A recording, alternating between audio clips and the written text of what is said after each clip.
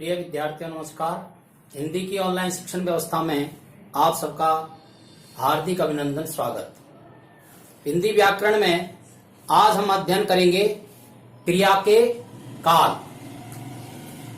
काल किसे कहते हैं और काल कितने प्रकार के होते हैं और उनको कैसे पहचानते हैं, इन सब बातों का अध्ययन करने के लिए आप इस वीडियो को सब्सक्राइब करें और अंत में कम से कम 2 बार इस वीडियो को आप पूरा सुने, स्क्रीनशॉट लेकर के और अपनी कॉपी में आप आवश्यक रूप से इसे उतारें।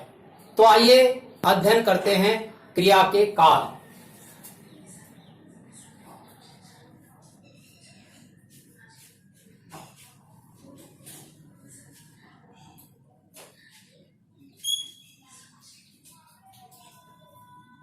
क्रिया के कालों का अध्ययन करने से पहले और हमें यह समझना आवश्यक हो जाएगा कि काल किसे कहते हैं।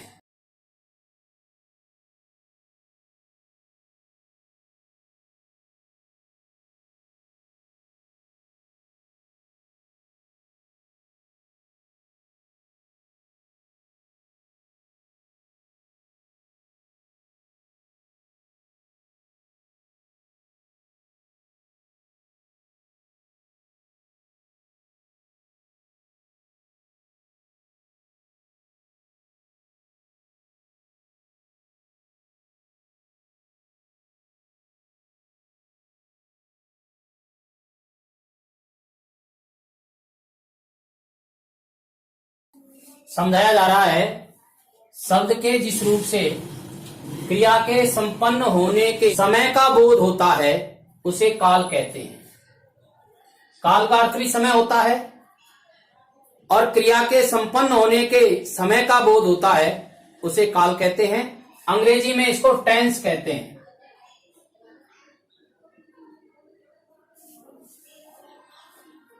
अब ये काल कितने प्रकार का होता है तो यहां समझाया जा रहा है।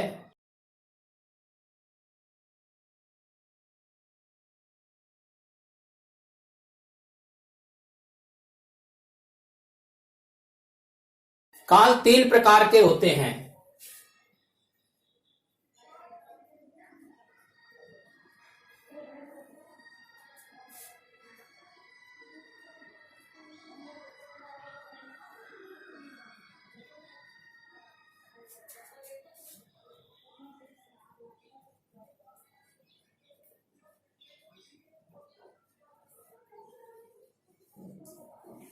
भूतकाल, वर्तमान काल, भविष्य काल।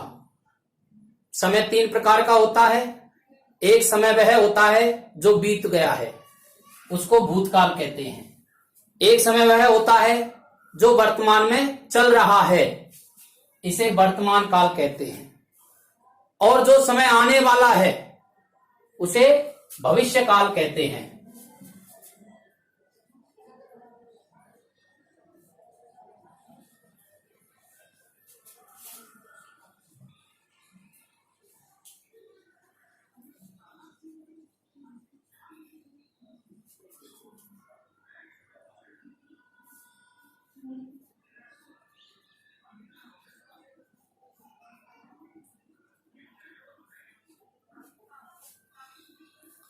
अब इन कालों के भी अलग अलग स्थितियां होती हैं। भूतकाल जो समय बीत गया है उसकी 6 प्रकार की स्थितियां हैं। उसको सामान्य भूतकाल के नाम से जानते हैं।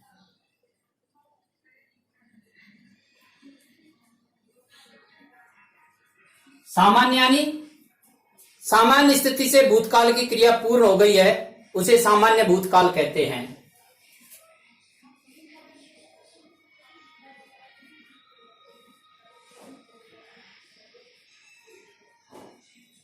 दूसरी स्थिति होती है आसन्न भूतकाल। आसन्न शब्द का अर्थ होता है निकट। यदि भूतकाल में क्रिया पूरी हुई है लेकिन अभी अभी पूरी हुई है निकट में ही, तो उसे आसन्न भूतकाल कहते हैं।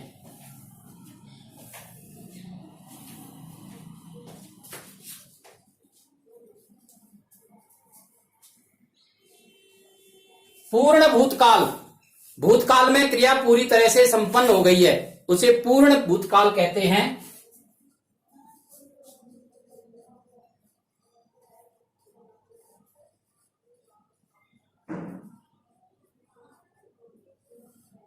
अपूर्ण भूतकाल, यदि क्रिया भूतकाल में हुई है लेकिन अभी चल रही है, पूरी नहीं हुई है, तो उसे अपूर्ण भूतकाल कहेंगे।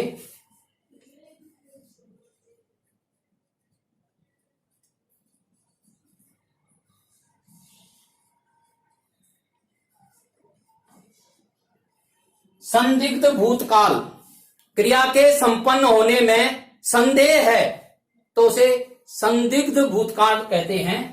और इसका छठा और जो अंतिम प्रकार है वह है हेतुमद भूतकाल।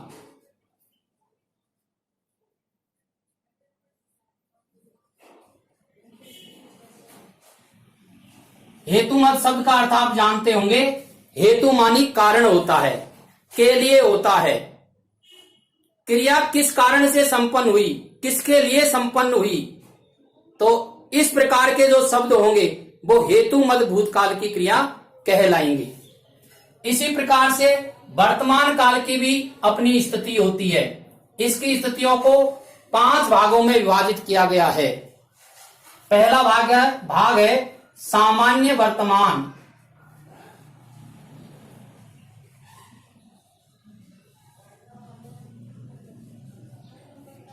सामान्य वर्तमान काल, यदि क्रिया वर्तमान काल में सामान्य रूप से संपन्न हुई है तो उसे सामान्य वर्तमान कहेंगे।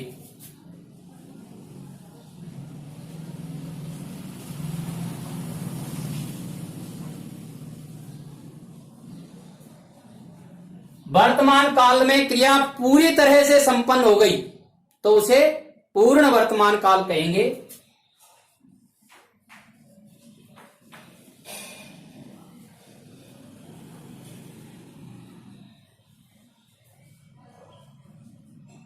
वर्तमान काल में क्रिया पूरी तरह से संपन्न नहीं हुई है, अभी चल रही है, तो उसे अपूर्ण वर्तमान काल कहेंगे।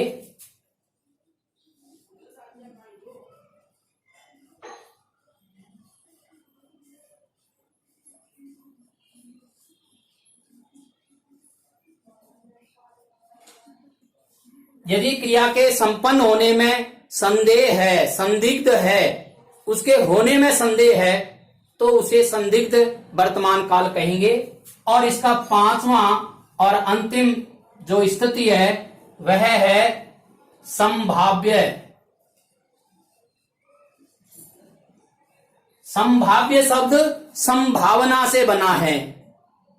यदि क्रिया के वर्तमान काल में संपन्न होने में संभावना है, अभी स्थिति साफ नहीं है, तो उसे संभाव्य वर्तमान काल की क्रिया कहेंगे।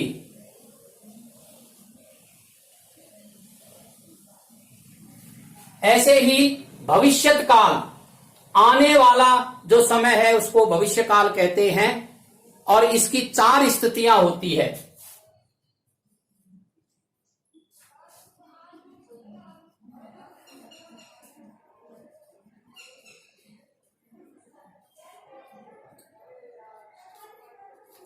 सामान्य भविष्यत काल, भविष्य काल में क्रिया हुई है और उसकी स्थिति सामान्य है, जिससे भविष्यत काल का बोध होता है, आने वाले समय का बोध होता है, तो वह सामान्य भविष्य काल की क्रिया कहलाएगी।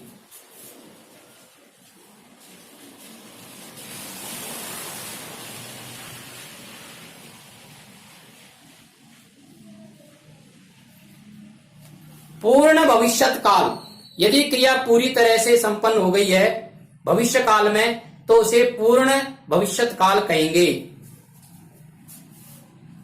इसकी जो तीसरी स्थिति है वह है संभाव्य भविष्यत काल।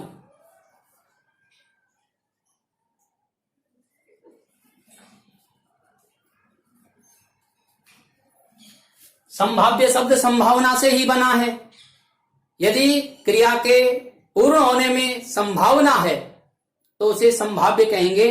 और इसकी चौथी और अंतिम स्थिति है वो इन दोनों कालों में नहीं है, वो अलग प्रकार की है, उसको कहेंगे सातत्य बोधक।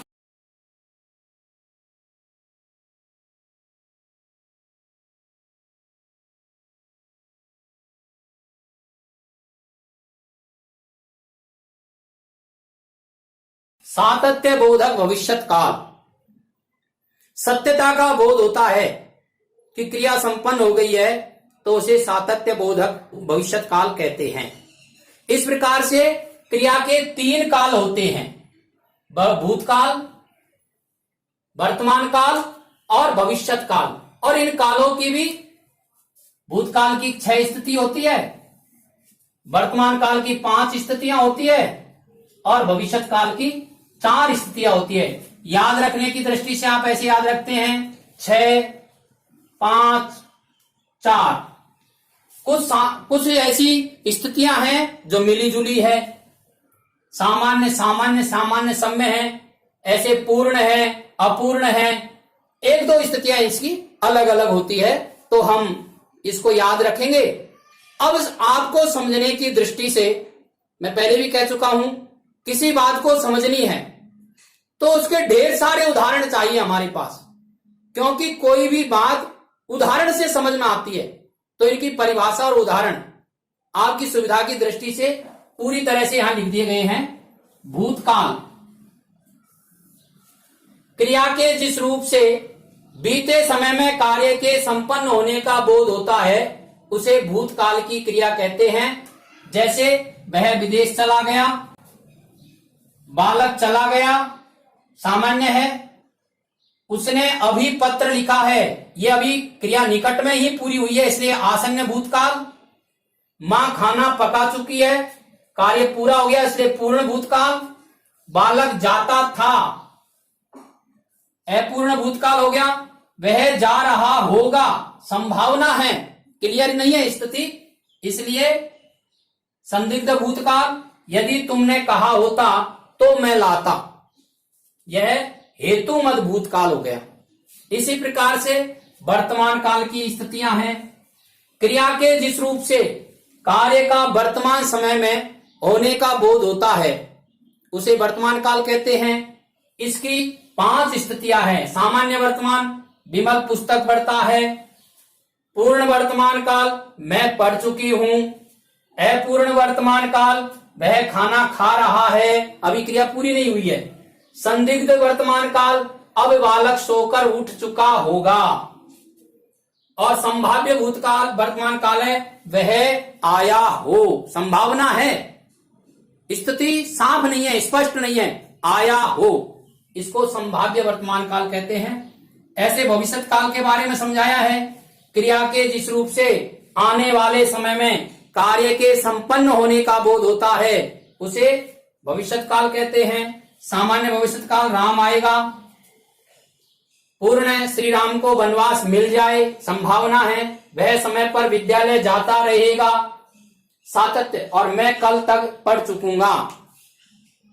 इस प्रकार से और क्रिया के 3 कालों को हमें यहां समझाया गया है। आज हमारा यह जो क्रिया का प्रकरण है यह पूर्ण होता है। आगे के वीडियो में अब हम अविकारी शब्दों का अध्ययन करेंगे। बहुत ही रोचक और प्रकरण अपना रहेगा। अब आप इसका स्क्रीनशॉट ले लीजिए और अपनी कॉपी में आप उतारेंगे। धन्यवाद।